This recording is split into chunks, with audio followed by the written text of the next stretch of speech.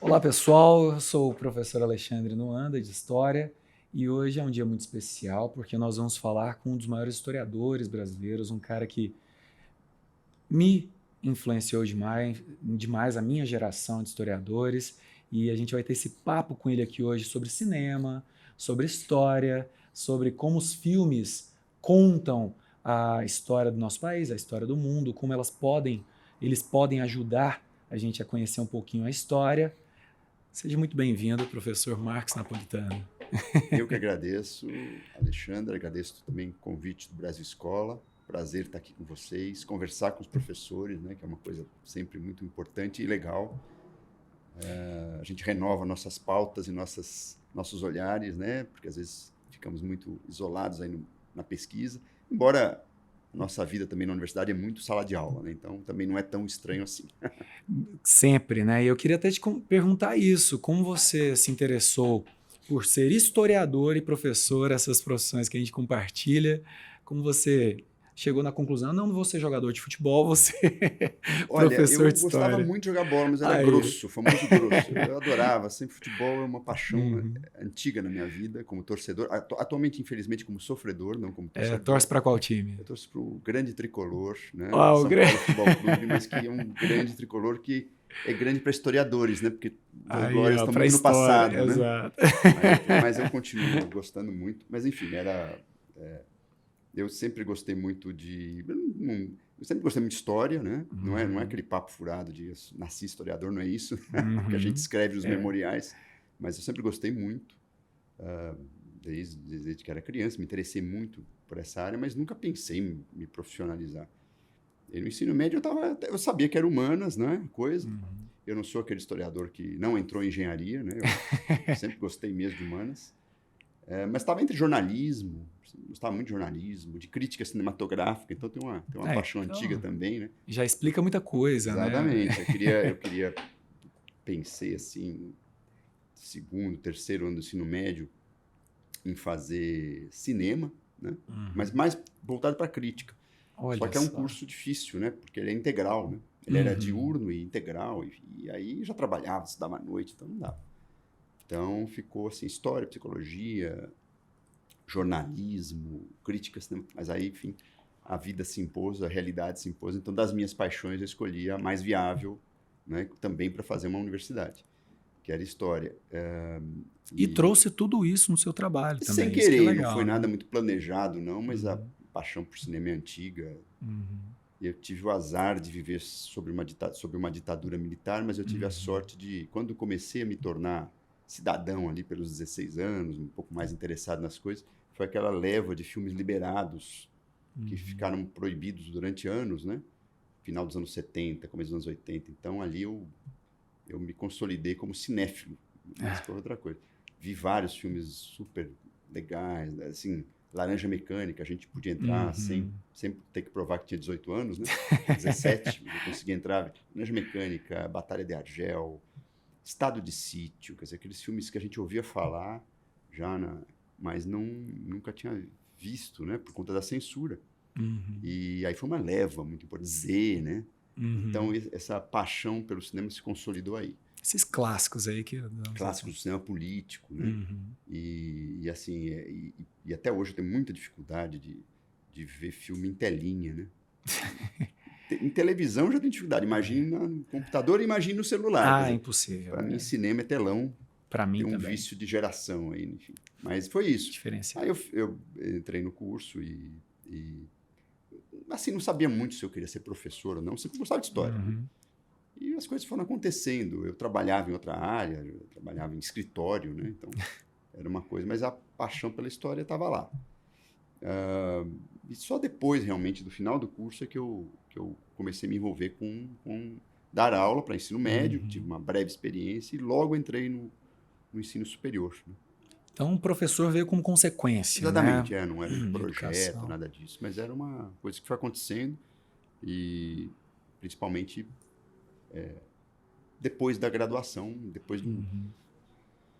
depois que eu até fiz uma revisão mesmo de Uhum. projetos de vida, lá perto dos 30 anos, né? Uma coisa Uhum. 28, então até brinco com a moçada hoje, que fala, calma, vocês têm 20 anos e já querem saber tudo que vocês vão fazer na vida, calma, né? Às vezes 16 eles Às já vezes querem... 16 já querem fazer, não, calma, Exatamente. batam a cabeça antes, porque Refletir, pensar. tem lá erro e acerto, né? Uhum. Dá pra... Enfim, mas foi isso, não foi nada muito traçado. Depois, claro, que você entra na carreira, você começa a se organizar um pouco mais. Mas até entrar na carreira do magistério superior, eu realmente não tinha um projeto. Eu gostava muito, sempre gostei muito dessa conexão história, cinema, pesquisa, sempre gostei muito disso. A escrita, né? Uma coisa do o jornalismo me atraía muito por aí também, de você poder fazer crítica de filme. E menos para dizer se o filme é bom ou mal, mas para interpretar o filme. Eu sempre gostei desse exercício. Essa coisa mais de ensaísta também. Por aí. Essa liberdade do ensaísta. Enfim, sempre gostei muito dessa área. E nos anos 70, bem ou mal, esse tipo de narrativa chegou muito numa juventude que não era intelectualizada, mas que gostava de cinema, que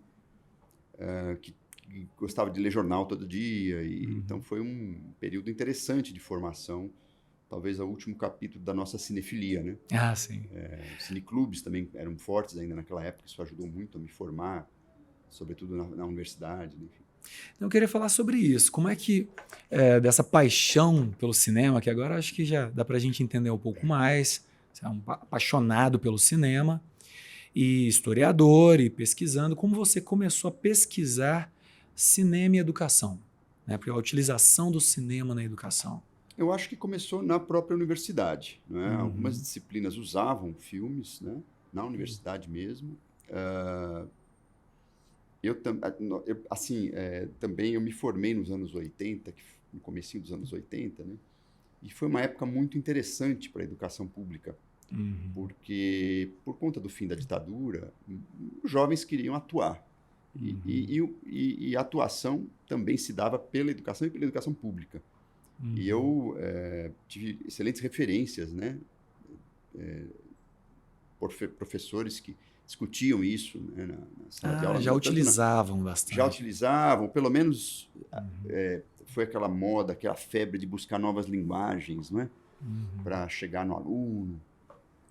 E, inclusive, dos primeiros trabalhos na área de licenciatura que eu fiz com a professora Circe Bittencourt, inclusive, foi uma experiência com música em sala de aula, que foi teve um impacto à época dentro dos graduandos e no curso, gerou meu primeiro artigo científico. Eu não era formado ainda, mas um artigo coletivo. Seu debut com grandes amigos, pesquisa. Exatamente, com grandes amigos. Então, e a gente fez uma experiência numa escola pública, Taboão da Serra, né? E foi interessante, porque isso me chamou para a questão das linguagens, que era um tema dos anos 80. Né? E o cinema estava um pouco nessa chave. Né? Então, acho que pelo final da graduação eu tinha muito interesse nisso, mas ainda não tinha acúmulo de pesquisa, óbvio, né? Não tinha. E a coisa foi um pouquinho depois, né? Mais como resultado do doutorado. Foi amadurecendo a ideia. Né? Aí sim, no doutorado, eu comecei a pensar o cinema como linguagem e essa linguagem em sala de aula voltada para a formação de professores. Lá no final do mestrado, já estava um pouco nisso, já comecei a atuar nesses cursos de capacitação, né? E a questão do cinema apareceu. E tem uma coisa interessante, porque assim, hoje em dia, eu estou na sala de aula há mais de 15 anos e há uma certa resistência à utilização dessas linguagens. Isso aí você está me contando dos anos 80, as novas linguagens, utilizando música, cinema. E hoje há uma certa resistência em alguns meios. Você percebe isso quando vai falar do cinema? Essa resistência por parte de professores, diretores? Faz algum tempo que eu não atuo em capacitação nessa área de cinema. Já, algum tempo, quer dizer, há uns 5, 6 anos. Eu não tenho notado. Eu tenho notado um interesse muito grande, mas o que eu noto nessa área é uma dificuldade muito grande. Primeiro, de combinar o uso do cinema, do audiovisual em geral, ou de outras linguagens que sejam, mas sobretudo de cinema, que normalmente a gente está falando em filmes de 2 horas, né, dentro da estrutura curricular. Isso é complicado. E dentro das práticas de sala de aula, porque são práticas regradas pelo tempo, né? Os 45 minutos, quando Exatamente. muito, né? Então tem essa dificuldade prática. Bom, como eu vou levar o filme? Aí você fala assim para o aluno, bom, então veja em casa. O aluno não tem acesso As videolocadoras acabaram. Né? Acabaram. Por falar em passado, né? Já era. Elas acabaram, já era. E eu acho que Saudade, inclusive. Eu tenho. exatamente, para quem é cinéfilo, bem ou mal, você tinha acesso a coisas muito importantes ali. Agora, claro, há muita coisa na internet, mas há filmes que são cortados, que são versões truncadas, e o aluno, às vezes, não consegue ver a versão. Se o professor não pesquisar antes de não orientar, o aluno, às vezes, pega uma versão de filme e nada a ver. E às vezes tem a imagem está comprometida. No geral, você tem acesso a boas coisas, né? Filmes clássicos na internet. Então tem essa outra dificuldade, né? O repertório visual dos alunos ele está muito ligado, basicamente, a streaming, né? E a celular. Isso reduz muito a capacidade, às vezes, de diálogo que o professor tem de levar um cinema, digamos assim, mais clássico, né? Um cinema de ficção, um cinema, filmes ancorados numa história da linguagem.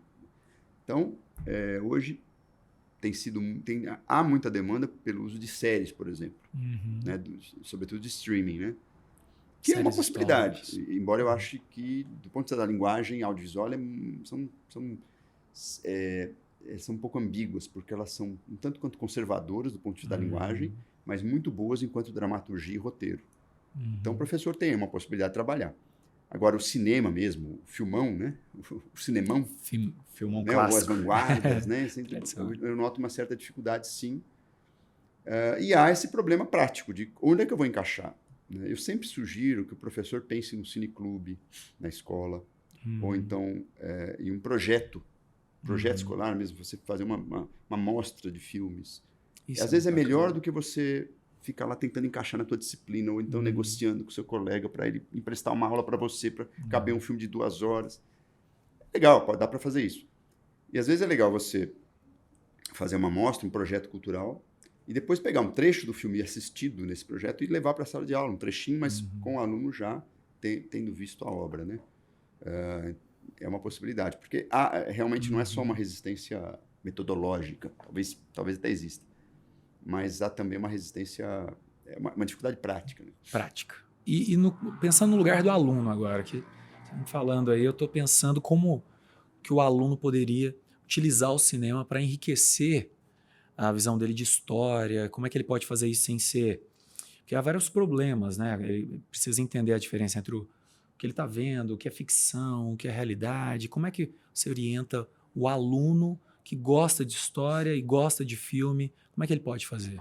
Eu acho assim, a primeira coisa de quem quer aprender pelo cinema é ver filmes. Exato. Eu sou radical nesse sentido. Assista. Ver filmes. Não precisa ver assim, anotando nada, não precisa ver. Veja filmes, tente além do que você... Tente além dos seus preconceitos, né? Porque os alunos são, às vezes, um gosto muito fechado. Não vou gostar de... Filme é chato, parado, né? Um filme parado. Só assisto o filme de super-herói. Né? E, assim, tente ir além daquilo que você já está acostumado. E assim, eu digo isso... Eu gosto muito de cinema, inclusive de filme chamado filme brainless, né? Ou seja, filme para você não pensar. Eu gosto muito. Aquele de ação clássico. E às vezes eu fico... Meus filhos, eu escuto muito assim, pô, esse filme de ação aí não tá rolando, não. É um pouco parado para ser um filme de ação, a propósito. Então a gente, mesmo dentro desse universo de filmes, que são filmes para divertir, essencialmente, é possível aprender um monte de coisa. É possível você ter um olhar crítico e se divertir ao mesmo tempo. Então acho que a primeira coisa é ver filmes, não importa. Ver filmes além do que o mercado te oferece. Segunda dica. Porque o mercado oferece uma coisa que muito está na moda, o que eles querem vender. Que tá o que precisa ser vendido ali daquele momento, né? Exatamente. Mas, ao mesmo tempo, há possibilidade de acesso a filmes antigos, a filmes do passado, mesmo na internet. Mesmo na internet. Você não precisa ir no cinema, porque cinema hoje é uma brincadeira cara. Né? A gente sabe que muita gente não tem acesso, porque o ingresso custa R$40, a pipoca custa 80, né? Exato. E tem muita gente no Coca-Cola 100, interior então é uma também. Loucura, né? Tem gente que mora no interior, não tem mais cinema, sala. Então a gente exatamente. sabe que o acesso ao telão é difícil. Mas mesmo é possível aprender pela internet, ver filme, pesquisar um pouquinho. Quer dizer, a primeira coisa é ver filmes, a segunda coisa é ir além do que você já está acostumado, buscar informação. Se um filme é muito famoso, tenta ver o filme e tenta pensar por quê, independente de qualquer leitura. Tá? E acho que a terceira coisa é, aí sim, no momento que você começou a pegar gosto mesmo, efetivamente, vai atrás de informação. Procura saber por que aquele diretor é tão premiado, por que aquele filme é tão importante, por que tanta gente fala num filme de 50, 100 anos atrás, por que ele marcou a história. Eu acho que é o terceiro movimento para você realmente gostar de cinema e dialogar com os filmes de maneira um pouco mais qualificada. Né? Não é obrigado, ninguém é obrigado a fazer isso, dá para ver filme num registro mais de diversão, mas se o aluno quiser realmente aprender o que é o cinema e aprender com o cinema, esses três movimentos são legais. Ver filmes além do que você está acostumado, além do que o mercado dominante te oferece, e buscar informação sobre filmes importantes, diretores, sobre a história do cinema. Informação, inclusive, simples, às vezes, objetiva, factual, mas já é importante. E filmes de todo tipo, né? Não só filmes que se passam, filmes históricos, né? Filmes de época, né? A gente trabalha, né, com o conceito que todo filme é histórico. Né? Todo filme é histórico. Porque todo filme fala de uma sociedade à qual ele está ligado e na qual ele circula. Né? Então, todo filme é histórico nesse sentido. Agora, há filmes de representação histórica, de temática histórica, filmes de época, que precisam de uma abordagem um pouquinho mais sofisticada para você entender a matéria histórica no filme, porque o filme joga com basicamente 2 ou mais temporalidades. É o momento que ele foi produzido e o momento que está representado na narrativa. Então, essa dupla temporalidade dos filmes nem sempre é possível, nem sempre está dada, né? Nem sempre está dada a ver. Então, é preciso um movimento crítico do professor, do aluno, enfim, da pessoa que está assistindo. E, além disso, entre uma temporalidade e outra, há a historiografia e há a memória, que faz a conexão e que adensa esses 2 tempos, né? Não são 2 tempos estáticos, porque entre o que aconteceu, o que está lá representado, e o momento que o filme foi feito, você tem um movimento de memória social, de historiografia, que está no filme também. Só que está de maneira, às vezes, mais invisibilizada ainda, diluída no roteiro, diluída nas representações, na dramaturgia, na cenografia. Né? Então, são camadas, às vezes, difíceis, né, de você perceber. Se você não percebe essas camadas, você embarca, muitas vezes, naquilo que os realizadores querem te convencer. Né? E, geralmente, trabalhando numa chave, quase todo filme, né, nessa chave também é melodramático, geralmente os realizadores, os diretores, roteiristas trabalham naquela chave do antagonista-protagonista, do bom e do mal, né? Do bem e do mal também, não só do bom e do mal, mas do bem e do mal. Roteirinho clássico, né? Mais fácil, mais... Assim, é inevitável. Esse tipo de filme, ele faz parte da história do cinema e da história do filme de temática histórica. Né? Nascimento de uma Nação, né? Nascimento de uma Nação, primeiro exatamente. Clássico melodramático, né? No século XX, né?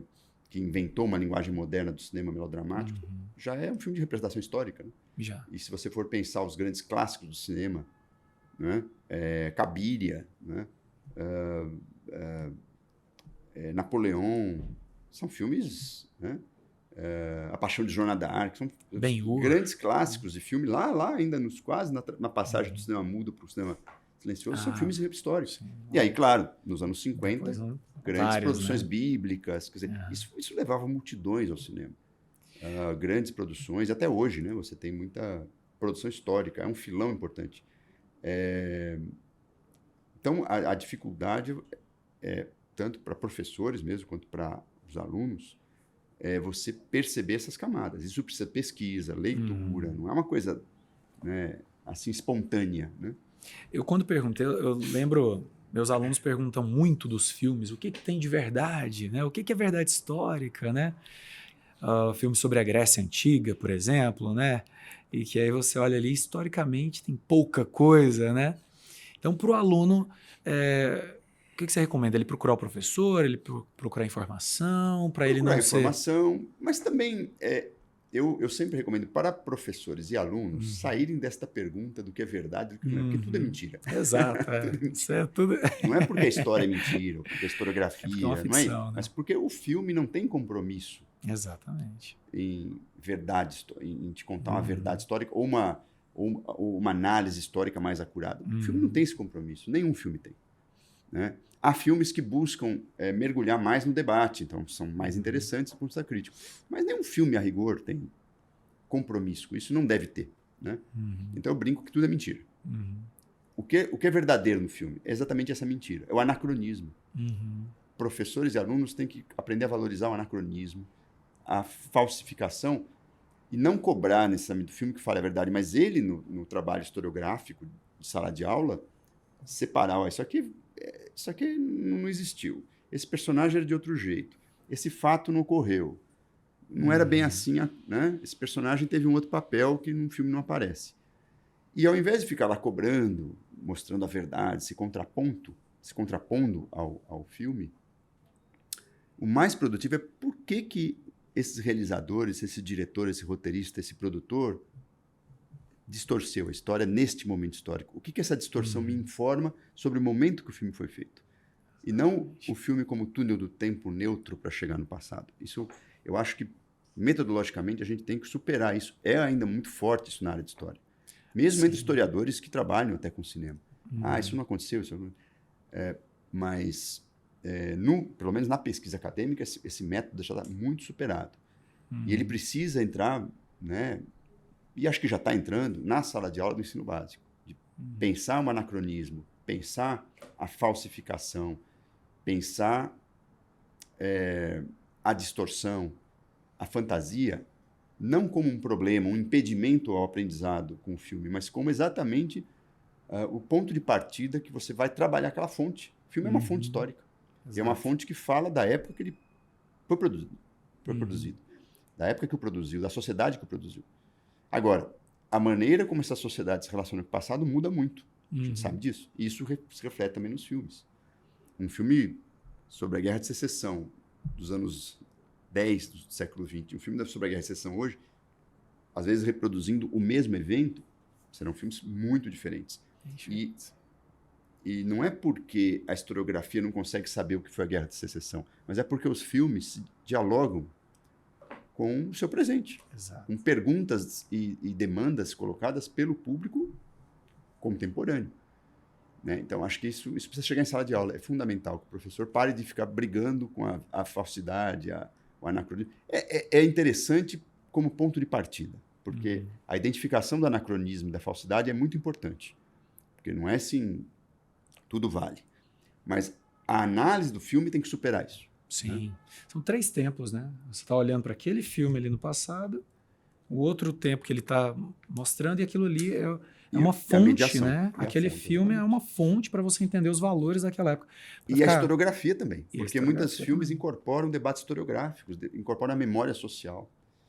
Sabe o que eu estou lembrando? Os filmes fascistas nos anos 40, que eles utilizavam muito do cinema, e os filmes fascistas do Benito Mussolini criavam uma ideia, uma visão idealizada, laudatória da Roma Antiga, porque o regime do Benito Mussolini buscava incorporar aqueles valores. Isso é uma fonte histórica para a gente entender a visão daquelas pessoas, exatamente, do fascismo. Então, os produtores culturais ligados ao fascismo e à época, o que aquele grupo de poder quis com o cinema, né? E isso acontece em não só nas ditaduras, nas democracias liberais também. Sim. Se você for pegar o cinema norte-americano, ele é o projeto mais bem sucedido de manipulação ideológica que existe. Exato. E nem por isso ele deixa de ser interessante, divertido, né? De exportar o American Way of Life, o estilo de vida americano, né? E o que as democracias liberais têm de diferente é que os filmes geralmente trazem mais o conflito social para dentro. Tipos diferenciados, conflitos sociais, né? E às vezes são filmes de aventura daqueles assim bem... que parece que não tem nada, não está te dizendo nada, mas está te dizendo tudo. Tem. Então o professor pode usar esses filmes, né? Sem dúvida. Enfim, filme de super-herói, por exemplo, né? Que eu vejo muito por conta até dos meus filhos, né? Ainda em idade escolar. A gente põe a culpa neles para viver os filmes, né? Tem que ter um para... É claro. Né? E aí, mas assim, claramente ali você tem dilemas da América atual, né? Porque eles chamam de América, Estados Unidos, né? Dos Estados Unidos na atualidade. São dilemas sociais, políticos, ideológicos. Tem o americano comum, tem o capitalista, tem o vilão. O vilão, às vezes, né? É um vilão que tem que lidar com o politicamente correto e às vezes não. Às vezes é o vilão que está racialmente, né, configurado. Por exemplo, tem muita islamofobia, né, nos filmes, mas ao mesmo tempo tem uma tentativa de dialogar com o Islã liberal. Então, filmes norte-americanos, por exemplo, têm camadas políticas muito sutis, mesmo dentro daquela ideologia do American Way of Life, né? Isso acontece em qualquer cinema, não é só... E eu acho que tem uma outra corrente de filmes, que às vezes um pouco mais distante do aluno, que são os chamados filmes autorais, do cinema político dos anos 60, 50, mas que também tem uma perspectiva, né? Só que tem um compromisso menor com regras de gênero industrial do cinema, né? Então, são filmes mais difíceis de ver porque às vezes não segue o clichê, não tem o chavão, não tem aquele modelo de roteiro que a gente está acostumado, né? Que é um terço apresentando, um terço é o dilema, né? E depois um terço final é o desenlace, né? Isso não tem, né, nos filmes autorais. Por isso que eu insisto para o aluno ver coisas para além do que ele está acostumado. E às vezes termina mal, que eles ficam revoltadíssimos quando a gente indica um filme que termina mal. Termina mal, não. E eu tinha um pai de um amigo meu que...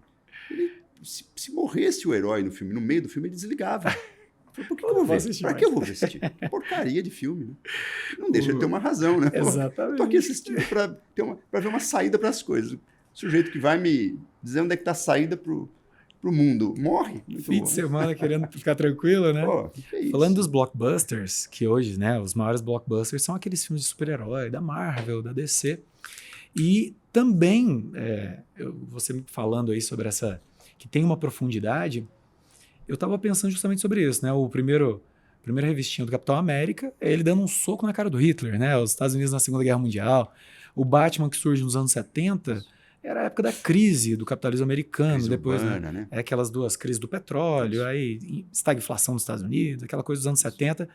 E a cidade lá do Batman, né, é terrível. Degenerada, então, a Nova York degenerada. Degenerada. Então, não assim, é a Nova York queridinha de hoje, é a Nova York barra pesada essa dos anos fofinha, 60, né? 50. Né? Essa fofinha de hoje, né?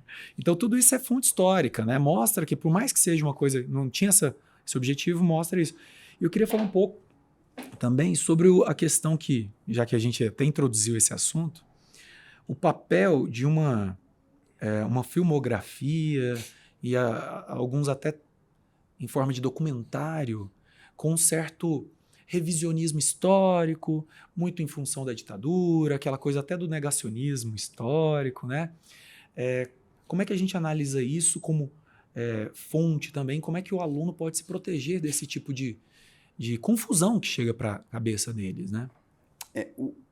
O fato de todo filme ter uma perspectiva, todo filme, aliás todo trabalho historiográfico tem uma perspectiva. Né? Então não existe aquela verdade, né, pura, intocada, que o historiador bem intencionado e neutro vai descobrir. Isso não existe. Lá do rank, né? Não existe. Né? O que existe é um compromisso com a busca desta verdade. Pelo menos eu estou defendendo uma perspectiva, claro, muito pessoal. Compromisso com a busca de uma verdade, a partir de evidências, respeitando métodos e fontes primárias. Quando a gente fala em uma verdade histórica, é isso que o historiador contemporâneo, pelo menos, que está dentro de um debate, de uma produção científica, faz. Né? Ninguém tem a ilusão de descobrir uma verdade absoluta, né? Mas, ao mesmo tempo, a gente não pode dizer não existe nada. É tudo uma invenção. Eu fico muito preocupado também com essas posturas, que até há alguns anos atrás eram muito charmosas, né? Até numa chave crítica, dizer, olha, né? História tem muito de fantasia, mesmo a historiografia tem muito de literatura. É verdade isso? É verdade. Mas há uma diferença entre você falar, bom, eu quero descobrir mais sobre um determinado tema, respeitando o método, respeitando o distanciamento crítico, respeitando o que as fontes... Né? A busca da objetividade, né? É a objetividade, em síntese. Esse é o compromisso do historiador. O filme não tem esse compromisso. O filme, ele é uma perspectiva de um diretor, tem um projeto estético, tem um projeto ali, eventualmente, para agradar um determinado público. Então, nós não podemos olhar os filmes cobrando o que o historiador deve fazer. Primeira regra. Filme, então, sempre tem algo de manipulação, de diversão, de distorção, e filmes à esquerda, à direita, isso não é uma questão ideológica. Né? os filmes mais à direita são menos críticos, os filmes mais à esquerda são mais críticos, mas esse é o corte. Não é necessariamente uma questão da verdade, né, vamos dizer assim. Aí tudo bem. Agora, qual que é o corte aí para um projeto negacionista? É quando você, seja por um documentário, seja por um filme de ficção, quer produzir um tipo de confusão em relação ao passado para apagar responsabilidades políticas ou responsabilidades sobre violências cometidas no passado. Então, esses temas sensíveis, ditadura, guerra, Holocausto, ou escravidão também. no Brasil, ou Escravidão. ditadura, né, as violências contra direitos humanos, são território assim privilegiado desses negacionistas, ou mesmo desses revisionistas menos comprometidos com a revisão historiográfica e mais com a revisão ideológica, como eu digo, né? São temas que são particularmente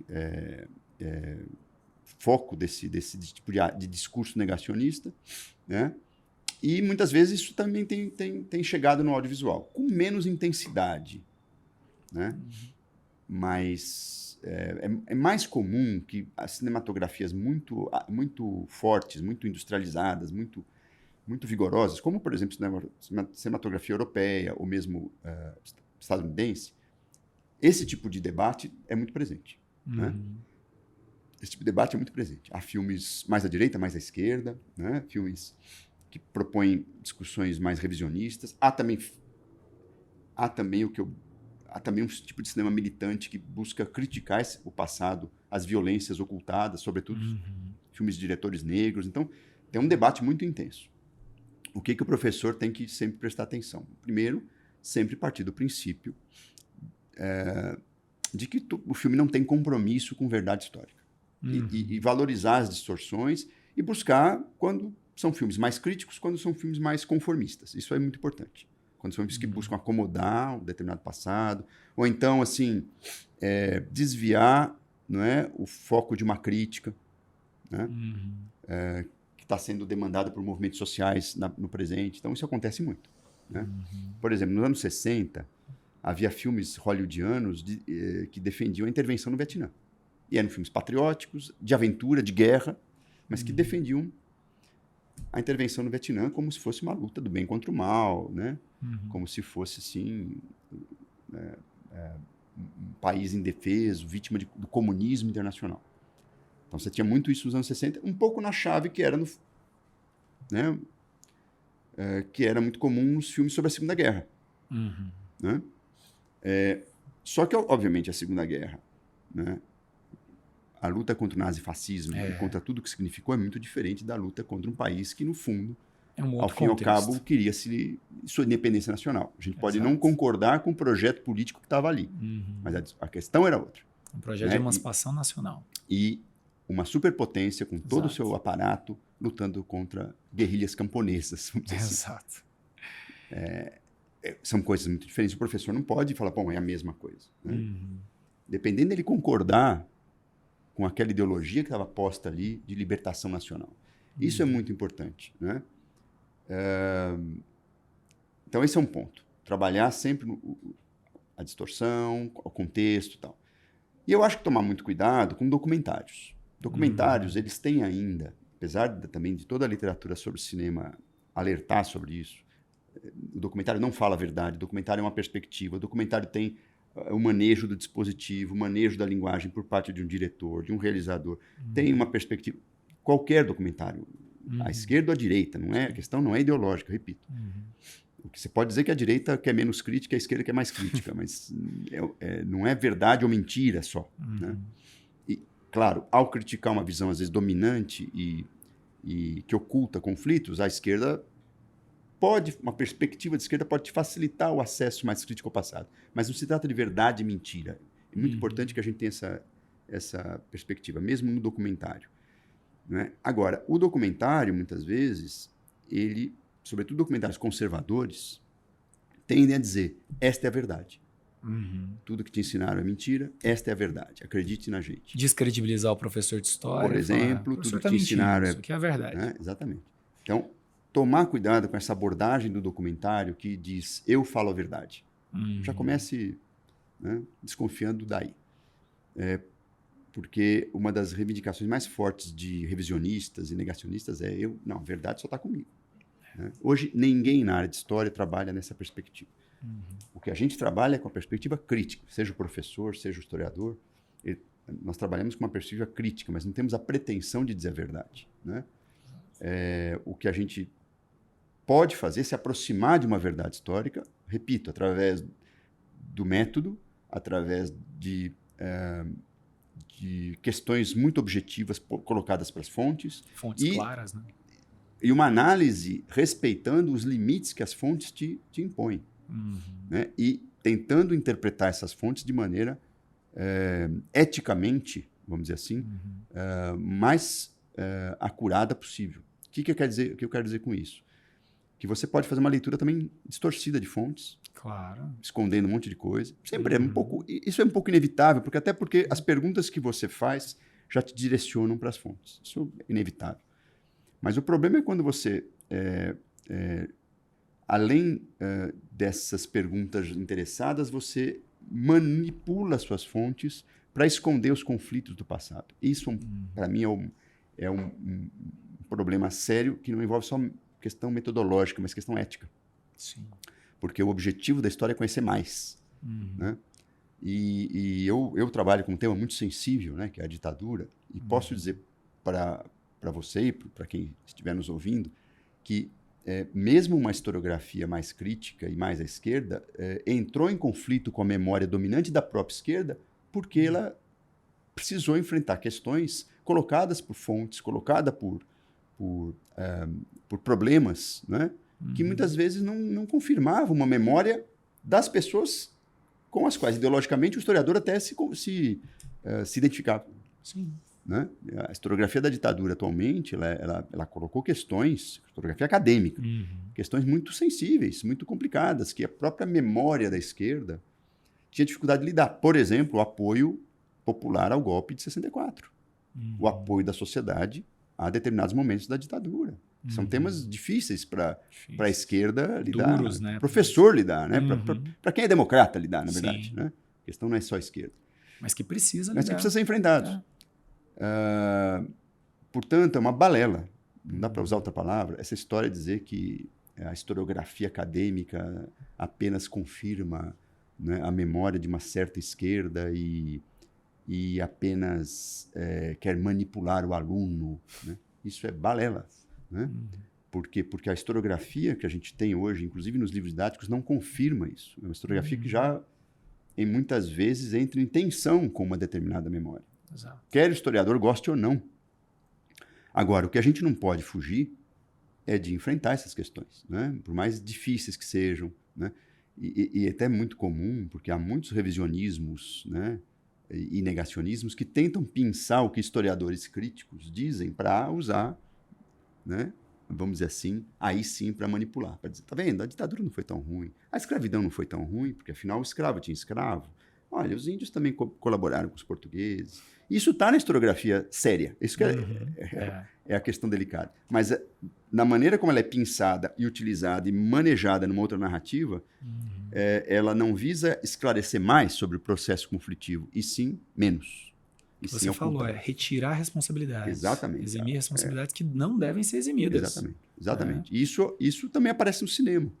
Né? Talvez com menos força no cinema brasileiro, porque nós temos uma tradição de filmes mais críticos, de filmes muito ligados a demandas e movimentos sociais e culturais progressistas. Então, isso não aparece muito aqui, mas já está começando a aparecer também. Né? Porque há um público que não se identifica com uma história mais crítica, que é órfão de uma história mais conservadora e patriótica e ufanista, e você já tem um audiovisual voltado para esses públicos, né?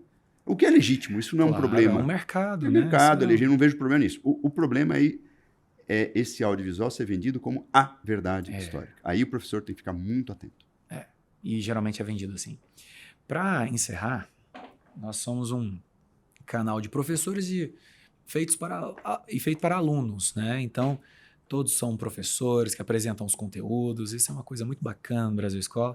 Eu queria que você dissesse qual o papel do educador e da educação para solucionar, não solucionar, mas para lidar, para superar mazelas históricas que nós temos aos montes no nosso país, nesse momento crítico que nós vivemos?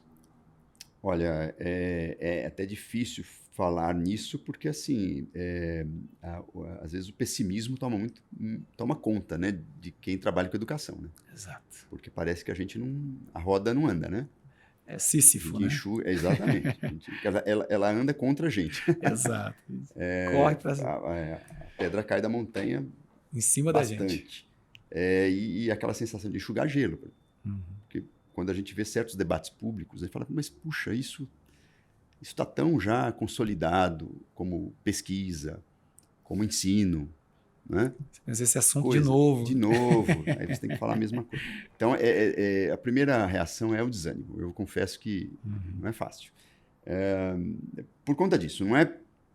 Quero deixar bem claro uma coisa. Não se trata de você, de um aluno, de um cidadão, não ter direito a uma opinião sobre o passado.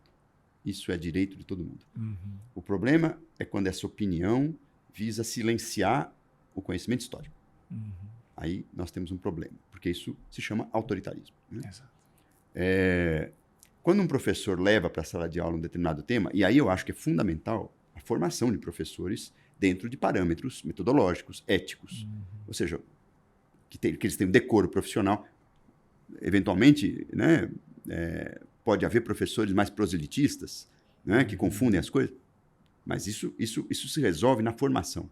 Isso resolve no projeto pedagógico da escola. Isso resolve na relação entre comunidade escolar e sala de aula. E não com alguém vindo de fora e dizendo o que tem que ser feito. Né? Então, é muito importante que o professor leve para a sala de aula o resultado de pesquisas. E tente mostrar para o aluno que há um debate sobre determinados temas. Esse debate é produzido por conta de perspectivas diferentes, por conta de focos diferentes, por conta de perguntas de base diferentes que orientam o trabalho histórico. Isso é até importante porque, como eu já disse, eu não acredito em historiador neutro. O historiador é um cidadão. Não existe história neutra. A história sempre tem uma perspectiva engajada porque é uma ciência que estuda a humanidade, uma humanidade em conflito. Né? Então, a gente nunca está num ponto... Você pode estar mais distanciado, mas nunca neutro, no sentido que hoje está colocado num debate enviesado, na minha opinião. Então, onde é que entra a objetividade? Onde é que entra o engajamento do professor? É o momento que ele faz perguntas, ou do pesquisador, né? O momento que ele faz perguntas, que ele orienta o currículo, que ele coloca, que ele organiza a maneira como você deve refletir sobre o passado. E é aí que a sociedade, né, faz opções, que o pesquisador faz opções em diálogo com a sociedade. Então, por exemplo, um pesquisador sobre escravidão, hoje, século XXI, depois de tantas demandas e acúmulos e críticas feitas pelos próprios movimentos sociais, herdeiros das vítimas da escravidão, o movimento negro, por exemplo, você não pode ser a mesma pergunta de 100 anos atrás. Né? Então, aí entra o lado engajado, né? A partir daí, o pesquisador tem que falar, não, agora eu vou para as fontes, agora eu vou para o método. Se eu encontrar alguma coisa que não confirme a minha hipótese ou a minha pergunta, eu tenho que ser honesto e trabalhar isso na aula. Então, isso é muito importante, essa postura que reitere ética e método, né?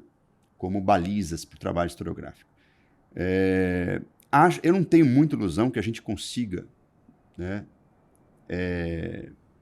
interferir no debate, porque hoje o debate ele se dá muito através de influenciadores, através da internet, e há projetos de, vamos dizer assim, influenciadores, né, que têm recursos muito sofisticados. Né? Então, aquele professor da sala de aula que está ali ralando, né, aquele grupo, tem limites. Né? Enfim, é uma linguagem do século XIX ainda, enfrentando uma linguagem do século XXI. Né? O que tem ocorrido muito, que é interessante, é a conexão da escola, dos educadores que trabalham no ensino básico, sobretudo, com os novos meios, né? Sobretudo as redes sociais. Há muitos jovens talentosos, sérios, historiadores sérios, entrando nessa seara e produzindo, inclusive, materiais muito diversos, voltados para crianças, voltados para adolescentes e voltados até para o público adulto. E a partir de uma linguagem muito dinâmica, muito, né? Eu falo absolutamente à vontade sobre isso, porque eu não tenho a mínima vocação para ser influenciador digital. Não gosto né, não tenho podcast não pessoal, tem um não tenho nada. TikTok. Nem TikTok, não faço dancinhas, né? Enfim. Mas eu acho que é legal que as pessoas que se sentem à vontade nessa linguagem atuarem e puxarem o debate para uma pauta mais séria, mais profunda, né? Enfim, acho que é importante. Então, acho que o que eu diria é isso, é procurar, primeiro, no caso dos professores de história, serem professores de história. Isso. acho que esse é o ponto. Para começar. A gente não pode muito ir além disso. Segundo, na medida das possibilidades do talento, atuarem também nas redes, né? Da vocação, inclusive, né?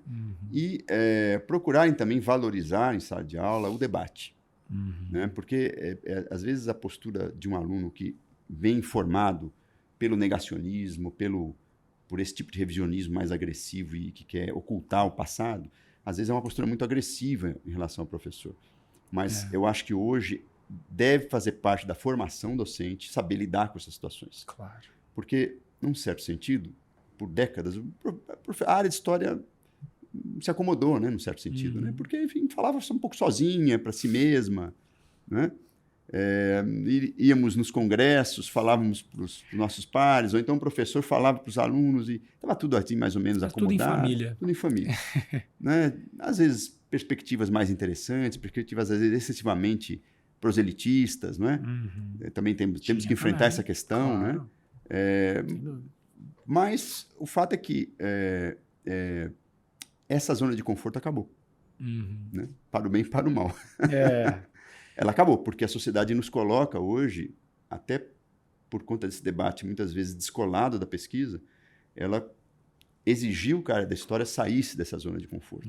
Que o professor de história se repensasse o seu discurso, mas, ao mesmo tempo, essa revisão não deve ameaçar aquilo que a história tem de eticamente consolidado, metodologicamente consolidado, que é o trabalho com a fonte, a objetividade crítica, né? E um método que seja transparente, que permita ao aluno entender por que a historiografia fala uma coisa e não fala outra. Por que certas coisas são consideradas mentira, falsidade, negacionismo, porque outras não. Mesmo que essas outras não sejam a verdade absoluta. Explicar o método, né? Exatamente. Isso, sempre explica. O uso do cinema passa por aí. Porque não cobrar que o cinema faça esse trabalho pelo professor. É o professor que deve fazer. Para encerrar, então, um filme, o seu filme predileto, e um filme difícil. Que você acha que o aluno tem que assistir. Eu tenho mais quanto? 1 hora? tem que raciocinar tanto. Difícil, então fala 3. Bom, eu vou então falar de filmes que eu gosto muito, muito, muito, mas assim, eu teria que falar pelo menos uns 30 filmes. Assim, mas vou aqui. Bota 10% deles aí. Vamos lá. Tem um filme que, do ponto de vista do desafio para o historiador e para o professor, eu adoro, que se chama Os Inconfidentes. Olha Joaquim Pedro de Andrade. Acho que é um filme de 1972.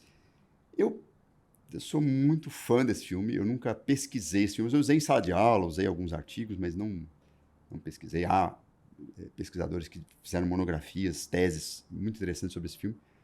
Eu nunca pesquisei, mas eu cada vez que eu vejo esse filme, eu descubro uma camada. E para mim é o projeto audiovisual, o projeto cinematográfico mais sofisticado que houve. E na cinematografia mundial, eu sou exagerado nisso, nessa relação cinema-história. Porque é um filme, para quem não conhece, é um filme de 1972, feito por um importantíssimo cineasta brasileiro, Joaquim Pedro de Andrade. Ele é um filme que é um filme alegórico sobre a questão da Inconfidência Mineira, mas que, sintomaticamente, numa época de censura, faz uma colagem de fontes históricas e coloca na boca dos personagens. Então você tem ali Romanceiro da Inconfidência, da Cecília Meirelles, Os Autos da Devassa, tudo entrecortado e, às vezes, de forma enigmática. Então é um desafio muito interessante. A primeira reação, eu falo para ver, mas assim, a primeira reação, talvez, de um aluno, de um professor que não gosta muito de cinema, é ver e falar, que filme chato. Mas insista. Eu acho que... Então, esse é um filme que eu gosto muito, né? Eu gosto muito também de um diretor italiano chamado Marco Bellocchio, E ele realizou alguns filmes históricos também numa perspectiva muito criativa, muito interessante. Ele usa muito, inclusive, o próprio material audiovisual do cinema para refletir sobre o que é o cinema na história. Então, filmes antigos, cinejornais, ele usa muito nos seus filmes ficcionais, criando uma espécie de metáfora, né, vamos dizer assim, do próprio cinema na história. E tem um filme que eu adoro dele, mesmo, instigante, muito interessante, que chama Vincere, que é a história do Benito Mussolini. Olha só. É a formação do Benito Mussolini. Olha. Né? E não vou dar spoiler aqui, mas é muito legal, porque, enfim, grandes interpretações, é um filme relativamente recente. E vamos ao terceiro agora. Agora é o terceiro. Pegaram, gente. Agora vai ser difícil. Só tenho mais um. Repescagem. Nossa, é difícil. Vamos lá, vamos ver. Deixa eu ver aqui. Eu vou numa chave mais tranquila, tá? Mas agora para... Repescagem mais tranquila. Cinemão, tá? Cinemão. Inclusive, é um filme que eu não concordo com muita coisa do ponto de vista ideológico, mas eu acho um belo exercício de análise. Ele possibilita um belo exercício de análise em sala de aula. Amistad, Steven Spielberg. Olha só, esse aí. É um filme legal de ver, cinemão. E foi um blockbuster também. Blockbuster. E tem muitas camadas, porque a escravidão lida a partir do Holocausto. Primeira camada interessante. É um filme que tem um debate enorme nos Estados Unidos, porque foi um caso real de um navio negreiro que foi desviado dos Estados Unidos e houve até um julgamento. E é um filme todo atravessado pela memória dos direitos civis. Né? Por outro lado, é um filme que também apresenta vários aspectos muito conservadores em relação à temática da escravidão, das relações raciais, coisa que muitos diretores, inclusive do cinema mais engajado, ligado ao movimento negro, não aceitam. Então, é um filme que possibilita muito que a gente possa fazer uma reflexão interessante a partir do cinema comercial. Né? E o Spielberg fala muito sobre história, né, nos seus filmes. Né? Vale lembrar. Sim, muito. Eu sei que não vale citar um quarto filme, mas, por exemplo, tem o Lincoln, né, que é uma outra pegada, uma outra discussão também. Resgate do Soldado Ryan. Exatamente. Tudo isso pode ser trabalhado. Mesmo os filmes mais comerciais, como é o caso do filme Spielberg, né, cinema industrial, na veia, né, melodrama. Primeiro, o professor tem que saber que aquilo é um melodrama. E depois entender como é que aquela narrativa tradicional, né, vamos dizer assim, muito competente tecnicamente, mas muito tradicional, maneja, né, a linguagem do melodrama para te convencer de determinadas coisas. E isso tem muito nos filmes do Spielberg. Né? É isso. Os 3 filmes aí. Eu posso citar um quarto? Claro, vai lá. Você deixa, vai? Deixa. Danton. Olha só, esse eu já André assisti Weidman. 300 vezes. Danton é um filme que eu também... aliás, na universidade, acho que nós vimos esse filme em sala de aula. E foi um filme que eu acho que me ligou a chave do que é cinema e história. Eu não sei se quem está nos ouvindo sabe, mas é um filme de 1983, feito por um diretor polonês, que acabou de fugir de um golpe de Estado na Polônia, uma Polônia ainda comunista, stalinista, né? E ele vai para a França, consegue o apoio do governo francês para fazer o grande filme do bicentenário da Revolução Francesa. E o que ele faz, na verdade, é uma crítica muito dura, muito amarga sobre a própria ideia de revolução. É um filme que pode ter uma leitura conservadora? Pode, mas ele tem camadas históricas muito interessantes que o professor pode explorar muito. Não é clichê, ele é extremamente... Não é clichê. Então, Danton também dá... Agora, são desafios para o aluno assistir sem dormir, né? Porque tem que gostar de cinema, tem que... Então, professores, peguem leve, preparem... Não é onde está. Às vezes até o professor dorme, né? Até o professor, se estiver cansado. Exatamente. Então, professores, peguem leve, preparem os alunos. Isso. Cinema também é um aprendizado de uma linguagem muito interessante e sofisticada. Isso aí. Bom, então é isso. Conversamos aqui com o professor Marcos Napolitano. Muito obrigado, o papo foi incrível. Que bom. Muito obrigado por ter aceitado o nosso convite. E até a próxima, gente. Um abraço para vocês. Obrigado. Tchau.